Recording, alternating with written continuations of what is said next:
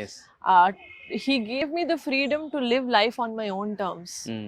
But కింద పడిన తర్వాత ఇఫ్ ఐమ్ లెగడానికి నాకు టైం పడుతుందంటే ఫస్ట్ చెయ్యొచ్చేది మా నాన్న.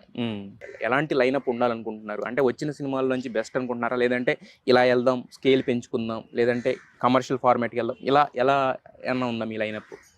నేను ఒకటి గట్టిగా అదే చెప్పాను కదా, first few years of my production house నేను పెద్ద పెద్ద మెసేజ్లు ఏమి ఇవ్వాలనుకోవట్లేదు.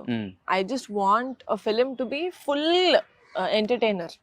అది ఏ విషయంలో మనకి ఏదైనా ఎంటర్టైన్మెంట్, నాట్ జస్ట్ కామెడీ ఒకటే ఎంటర్టైన్మెంట్ అని కాదు.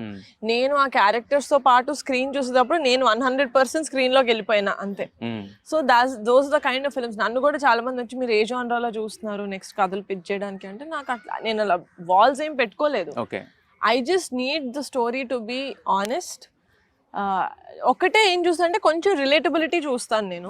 అంటే రిలేటబిలిటీ అంటే ఏ విధంగా? ఆడియన్స్ కు ఉండాలి రిలేటబుల్ గా. అగే నేను మళ్ళీ చెప్తున్నాను, కమిటీ కుర్రాళ్ళు ఫుల్ సిటీలో పుట్టి పెరిగిన నాకు రిలేటబుల్ సినిమా కాదు.